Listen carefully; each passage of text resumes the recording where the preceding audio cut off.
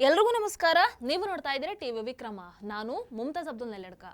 ವೀಕ್ಷಕರೇ, ಯುದ್ಧ ಅಂತ ಅಂದ್ರೆ ನಿಮಗೆ ಏನು ನೆನಪಾಗುತ್ತೆ? ಬಾಂಬು, ಕ್ಷಿಪಣಿ, ರಕ್ತಪಾತ, ಹೌದಲ್ವೋ? ಆದರೆ ಜಗತ್ತಿನ ಅತ್ಯಂತ ಶಕ್ತಿಶಾಲಿ ದೇಶಗಳಲ್ಲಿ ಒಂದಾದಂಥ ಅಮೆರಿಕಾಗೆ ಯುದ್ಧ ಅಂತ ಅಂದ್ರೆ ಇನ್ನೊಂದು ಅರ್ಥ ಕೂಡ ಇದೆ. ಏನು? War business. ಮೊದಲು ಯುದ್ಧ ಮಾಡುವಂಥದ್ದು, ಅದಾದ ನಂತರ ಪುನರ್ ನಿರ್ಮಾಣ, ಅದಾದ ನಂತರ ಹೂಡಿಕೆ, ಕೊನೆಗೆ ಲಾಭ ಗಳಿಸುವಂಥದ್ದು.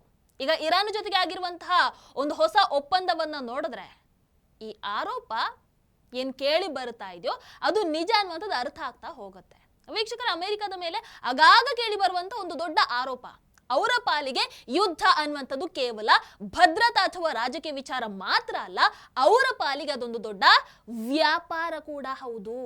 ಅಮೆರಿಕ ಎಲ್ಲೇ ಯುದ್ಧವನ್ನ ಮಾಡಿದ್ರು ಕೂಡ ಅಲ್ಲಿ ಗೆಲ್ಲಿ ಸೋಲ್ಲಿ, ಬಟ್ ಕೊನೆಗೆ ಲಾಭ ಆಗುವಂಥದ್ದು ಅಮೆರಿಕಾಗೆ. ಯಾಕೆ ಅಂತಂದ್ರೆ ಅಮೆರಿಕಾಗೆ ಯುದ್ಧ ಒಂದು ಇಂಡಸ್ಟ್ರಿ, ಒಂದು ಉದ್ಯಮ.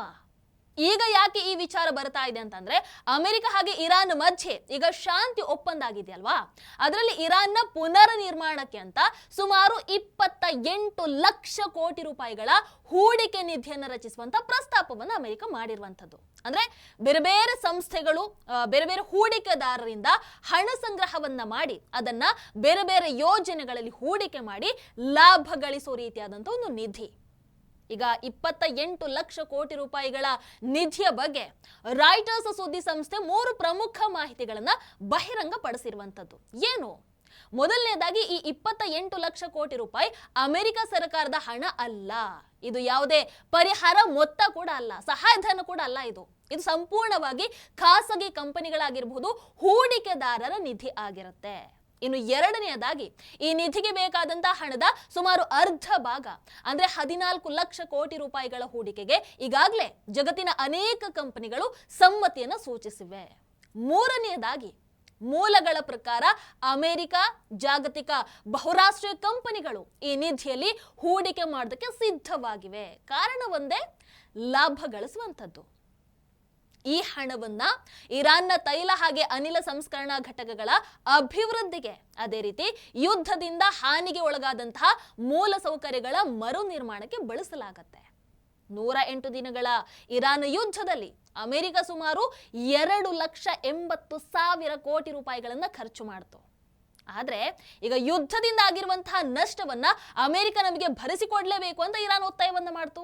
ಹಾಗಾಗಿ ಈಗ ಅದೇ ಇರಾನ್ನಲ್ಲಿ ಅದಕ್ಕಿಂತ ಸುಮಾರು 10 ಪಟ್ಟು ಹೆಚ್ಚು ಅಂದ್ರೆ 28 ಲಕ್ಷ ಕೋಟಿ ರೂಪಾಯಿಗಳ ಹೂಡಿಕೆ ಯೋಜನೆ ನಡೀತಾ ಇದೆ. ಆದ್ರೆ ಗಮನಿಸಬೇಕಾಗಿರುವಂತಹ ವಿಚಾರ ಏನು ಅಂತಂದ್ರೆ ಈ ಹಣವನ್ನ ಕೇವಲ ಅಮೆರಿಕದ ಕಂಪನಿಗಳು ಮಾತ್ರ ಹೂಡೋದಲ್ಲ, ಬೇರೆ ಬೇರೆ ದೇಶಗಳ ಕಂಪನಿಗಳು ಕೂಡ ಇದರ ಭಾಗ ಆಗಿರುತ್ತೆ. ಇದರಿಂದ ಒಂದಷ್ಟು ವಿಶ್ಲೇಷಕರು ಈಗ ಹೇಳ್ತಾ ಇರೋದೇನು ಅಂತಂದ್ರೆ ಇದು ಇರಾನ್ಗೆ ನೀಡ್ತಾ ಇರುವಂತಹ ಸಹಾಯ ಅಲ್ಲ, ಬದಲಿಗೆ ಅಮೆರಿಕದ ಹೊಸ ವ್ಯವಹಾರದ ಮಾದರಿ. ಇದು ಯುದ್ಧದ ನಂತರ ಇರಾನ್ ಪುನರ್ ನಿರ್ಮಾಣದ ಹೆಸರಲ್ಲಿ ಹೂಡಿಕೆಯನ್ನ ಮಾಡಿ ಲಾಭ ಗಳಿಸುವಂತಹ ಅಮೆರಿಕದ ತಂತ್ರ ಇದು.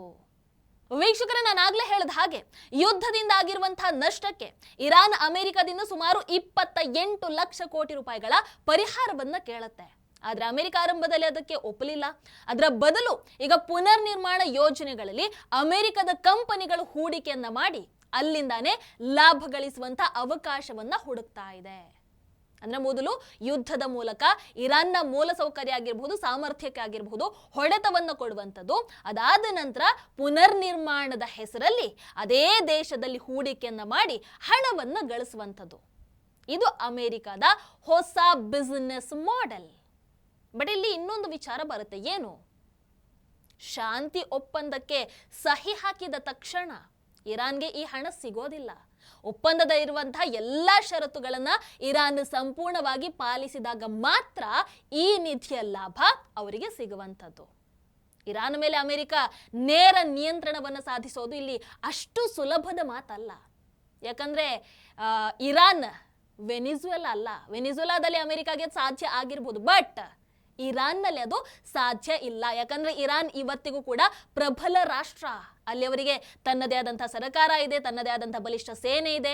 ಆ ಸೇನೆ ಸಾಕಷ್ಟು ಶಕ್ತಿಶಾಲಿಯಾಗೂ ಇದೆ.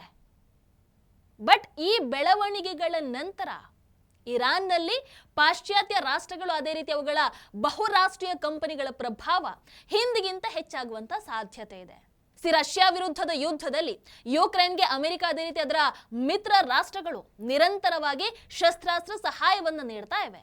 ಇದೇ ಸಂದರ್ಭದಲ್ಲಿ ಅಮೆರಿಕ ಯುಕ್ರೇನ್ ಜೊತೆಗೆ ಅಪರೂಪದ ಖನಿಜ ಸಂಪನ್ಮೂಲಗಳಾದಂತಹ ರೇರ್ ಅರ್ತ್ ಮಿನರಲ್ಸ್ ಬಗ್ಗೆ ಒಂದು ಒಪ್ಪಂದವನ್ನು ಕೂಡ ಮಾಡಿಕೊಂಡಿದೆ.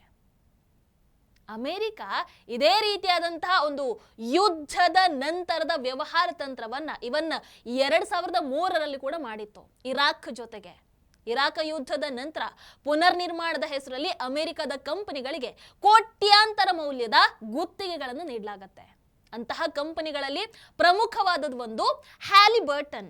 ಈ ಕಂಪನಿಗೆ ಇರಾಕ್ ಅಲ್ಲಿ ಅನೇಕ ದೊಡ್ಡ ಗುತ್ತಿಗೆಗಳು ಸಿಗುತ್ತೆ. ಆದ್ರೆ ನಂತರ ಇರಾಕ್ ಯುದ್ಧದಿಂದ ಅತ್ಯಧಿಕ ಲಾಭ ಪಡೆದದ್ದು ಯಾರು ಅಂತ ನೋಡಿದ್ರೆ ಅಮೆರಿಕದ ಖಾಸಗಿ ಕಂಪನಿಗಳು. ಇನ್ನು ಎರಡನೇ ಮಹಾಯುದ್ಧದ ನಂತರ ಕೂಡ ಅಷ್ಟೇ ಯುರೋಪಿನ 16 ರಾಷ್ಟ್ರಗಳ ಮೂಲಸೌಕರ್ಯ ಹಾಗೆ ಆರ್ಥಿಕತೆಯನ್ನ ಅಭಿವೃದ್ಧಿ ಪಡಿಸೋದಕ್ಕೆ ಅಂತ ಅಮೆರಿಕ 1948ರಲ್ಲಿ ಮಾರ್ಷಲ್ ಪ್ಲಾನ್ ಅನ್ನು ಜಾರಿಗೊಳಿಸುತ್ತೆ. ಆಗ ಅಮೆರಿಕ ಇವತ್ತಿನ ಲೆಕ್ಕಾಚಾರದಲ್ಲಿ ಹೇಳೋದಾದ್ರೆ ಸುಮಾರು 14 ಲಕ್ಷ ಕೋಟಿ ರೂಪಾಯಿಗಳಷ್ಟು ಹೂಡಿಕೆಯನ್ನ ಮಾಡುತ್ತೆ. ಈ ಯೋಜನೆಯಿಂದ ಅಮೆರಿಕಾಗೆ ಯುರೋಪಿನ ರಾಷ್ಟ್ರಗಳಲ್ಲಿ ಆರ್ಥಿಕ ಸೈನಿಕ ಪ್ರಭಾವವನ್ನು ವಿಸ್ತರಿಸೋದಕ್ಕೆ ಕೂಡ ಸಾಧ್ಯ ಆಗುತ್ತೆ. ಸೊ ಇದೇ ಕಾರಣಕ್ಕೆ ಇವತ್ತಿಗೂ ಕೂಡ ಯುರೋಪಿನ ಅನೇಕ ರಾಷ್ಟ್ರಗಳ ಮೇಲೆ ಅಮೆರಿಕ ಆರ್ಥಿಕವಾಗಿ ಆಗಿರಬಹುದು, ಬೇರೆ ಎಲ್ಲ ರೀತಿಯಲ್ಲಾಗಿರಬಹುದು ದೊಡ್ಡ ಮಟ್ಟದ ಪ್ರಭಾವವನ್ನು ಹೊಂದಿರುವಂಥದ್ದು. ವೀಕ್ಷಕರೇ, ಈಗ ಇರುವಂತಹ ಒಂದು ಪ್ರಶ್ನೆ, ಅಮೆರಿಕ ಅಥವಾ ಜಗತ್ತಿನ ದೊಡ್ಡ ದೊಡ್ಡ ಕಂಪನಿಗಳು ಇರಾನ್ನಲ್ಲಿ ಇಷ್ಟೊಂದು ಹಣವನ್ನ ಯಾಕೆ ಹೂಡಿಕೆ ಮಾಡಬೇಕು? ಅವರಿಗೆ ಏನ್ ಲಾಭ? ಯುದ್ಧದ ನಂತರದ ಈ ಒಪ್ಪಂದದಿಂದ ಇರಾನ್ ಮೇಲೆ ಇರುವಂತಹ ನಿರ್ಬಂಧಗಳು ಸಡಿಲ ಆದ್ರೆ ಈವರೆಗೆ ಇರಾನಿಂದ ದೂರ ಇದ್ದಂತಹ ಬಹುರಾಷ್ಟ್ರೀಯ ಕಂಪನಿಗಳಿಗೆ ಈಗ ಅಲ್ಲಿಗೆ ಪ್ರವೇಶಿಸುವಂತ ಅವಕಾಶ ಸಿಗುತ್ತೆ. ಅವರೆಲ್ಲ ಬರ್ತಾರೆ, ಮೊದಲಿಗೆ ಅವರು ಹೂಡಿಕೆಯನ್ನ ಮಾಡ್ತಾರೆ, ಅದಾದ ನಂತರ ಅಲ್ಲೇ ವ್ಯವಹಾರವನ್ನ ವಿಸ್ತರಿಸಿ ಲಾಭವನ್ನ ಗಳಿಸ್ತಾರೆ. ಪಾಶ್ಚಾತ್ಯ ಕಂಪನಿಗಳ ಪ್ರವೇಶದಿಂದ ಇರಾನ್ನ ಆರ್ಥಿಕತೆಗೆ ಹೆಚ್ಚಿನ ಬಂಡವಾಳ ಹರಿದು ಬರಬಹುದು, ಉದ್ಯಮಗಳು ಬೆಳೆಯಬಹುದು, ಆರ್ಥಿಕ ಚಟುವಟಿಕೆ ಜಾಸ್ತಿ ಆಗಬಹುದು.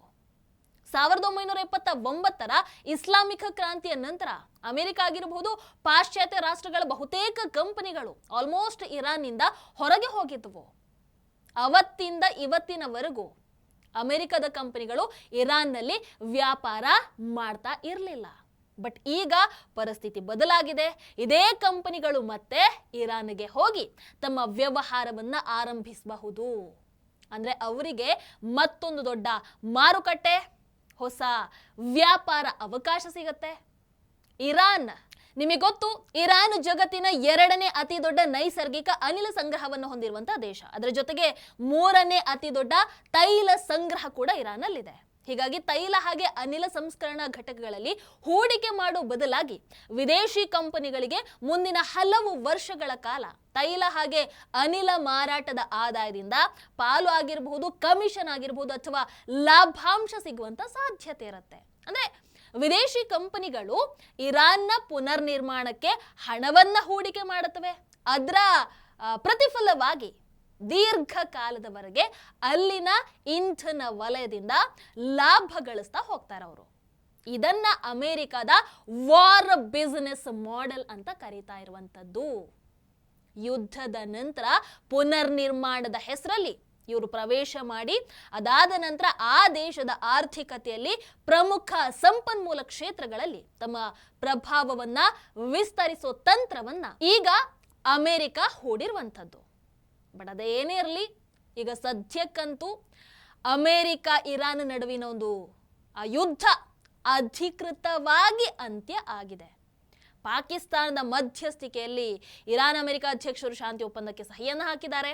ಅಂಡ್ ಇಲ್ಲಿ ಒಪ್ಪಂದದಲ್ಲಿ ಏನೆಲ್ಲ ಇದೆ ಅಂತ ಜಸ್ಟ್ ನೋಡೋದಾದ್ರೆ ಮೇನ್ ಪಾಯಿಂಟ್ಸ್: ಯುದ್ಧವನ್ನ ಕೊನೆಗೊಳಿಸುವಂಥದ್ದು, ಇರಾನ್ನ ಅಣುವಸ್ತ್ರ ತಯಾರಿ ಬಗ್ಗೆ ಅಮೆರಿಕ ಹಾಗೆ ಇರಾನ್ ನಡುವಿನ ಮಾತುಕತೆಗಳನ್ನ ಪುನರಾರಂಭಿಸುವಂಥದ್ದು, ಇನ್ನು ಹಾರ್ಮೋಸ್ ಜಲಸಂಧಿಯನ್ನ ಮತ್ತೆ ಓಪನ್ ಮಾಡುವಂಥದ್ದು, ಇರಾನ್ ತನ್ನ ಸಂಸ್ಕರಿತ ಯುರೇನಿಯಂ ಪ್ರಮಾಣವನ್ನ ಕಡಿಮೆ ಮಾಡುವಂಥದ್ದು, ಅಮೆರಿಕ ನಿರ್ಬಂಧಗಳನ್ನ ಕೈಬಿಟ್ಟು ಇರಾನ್ನ ತೈಲ ಮಾರಾಟಕ್ಕೆ ಮುಕ್ತ ಅವಕಾಶವನ್ನ ಕಲ್ಪಿಸಿಕೊಡುವಂಥದ್ದು. ಇಂಥ ಒಂದಷ್ಟು ಪ್ರಮುಖ ಅಂಶಗಳು ಆ ಶಾಂತಿ ಒಪ್ಪಂದದಲ್ಲಿ ಇದ್ದಾವೆ. ಹಾಗಾಗಿ ಇನ್ನು ಮುಂದೆ ಒಂದು ಸಮಾಧಾನ ಎಲ್ರಿಗೂ ಕೂಡ, ಭಾರತಕ್ಕೂ ಸೇರಿದ ಹಾಗೆ ಎಲ್ಲರಿಗೂ. ಹಾರ್ಮೋಸ್ ಜಲಸಂಧಿ ಓಪನ್ ಆಗುತ್ತೆ, ತೈಲ ಸಮಸ್ಯೆ ಬಿಕ್ಕಟ್ಟು ಆದಷ್ಟು ಬೇಗ ಬಗೆಹರಿಯುತ್ತೆ. ಹಾಗಾದ್ರೆ ವೀಕ್ಷಕರೇ, ಈಗ ಇವರ ಮಧ್ಯೆ ಆಗಿರುವಂಥದ್ದು ನಿಜವಾಗ್ಲೂ ಶಾಂತಿ ಒಪ್ಪಂದನ ಅಥವಾ ಯುದ್ಧದ ನಂತರ ಶುರುವಾಗಿರುವಂಥ ಒಂದು ಹೊಸ ಆರ್ಥಿಕ ಆಟನ? ಇರಾನ್ಗೆ ಪುನರ್ ನಿರ್ಮಾಣದ ಅವಕಾಶ ಸಿಗುತ್ತಾ ಅಥವಾ ಜಾಗತಿಕ ಕಂಪನಿಗಳಿಗೆ ಇಲ್ಲಿ ಹೊಸ $1 ಬಿಲಿಯನ್ ಮಾರುಕಟ್ಟೆ ಸಿಗತ್ತಾ? ಗೊತ್ತಿಲ್ಲ. ಬಟ್ ಒಂದು ವಿಚಾರ ಮಾತ್ರ ಸತ್ಯ, ಇವತ್ತಿನ ಜಗತ್ತಲ್ಲಿ ಯುದ್ಧ ಅಂತಂದ್ರೆ ಕೇವಲ ಯುದ್ಧ ಭೂಮಿಯಲ್ಲಿ ಮಾತ್ರ ನಡೆಯುವಂಥದ್ದಲ್ಲ. ಹಣ, ಹೂಡಿಕೆ, ಪ್ರಭಾವದ ಜಗತ್ತಲ್ಲೂ ಕೂಡ ಒಂದು ಯುದ್ಧ ನಡೀತಾ ಇರತ್ತೆ. ಇರಾನ್ ಅಮೆರಿಕ ಒಪ್ಪಂದದ ನಿಜವಾದ ದೊಡ್ಡ ಲಾಭ ಇಲ್ಲಿ ಯಾರಿಗೆ ಸಿಗತ್ತೆ? ನಿಮಗೇನನ್ಸುತ್ತೆ? ಕಮೆಂಟ್ ಮಾಡಿ ತಿಳಿಸಿ. ನಮಸ್ಕಾರ. ಟಿವಿ ವಿಕ್ರಮ, ದೇಶ ನಿಮ್ಮ ಕೈಯಲ್ಲಿ. ಈ ಕಾರ್ಯಕ್ರಮ ನಿಮಗೆ ಇಷ್ಟ ಆಗಿದ್ದಲ್ಲಿ ಲೈಕ್, ಶೇರ್ ಹಾಗೂ ಕಮೆಂಟ್ ಮಾಡಿ. ಟಿವಿ ವಿಕ್ರಮದ ಕಾರ್ಯಕ್ರಮಗಳನ್ನು ನಿರಂತರವಾಗಿ ವೀಕ್ಷಿಸಲು ಸಬ್ಸ್ಕ್ರೈಬ್ ಮಾಡಿ, ಬೆಲ್ ಐಕನ್ ಒತ್ತಿ.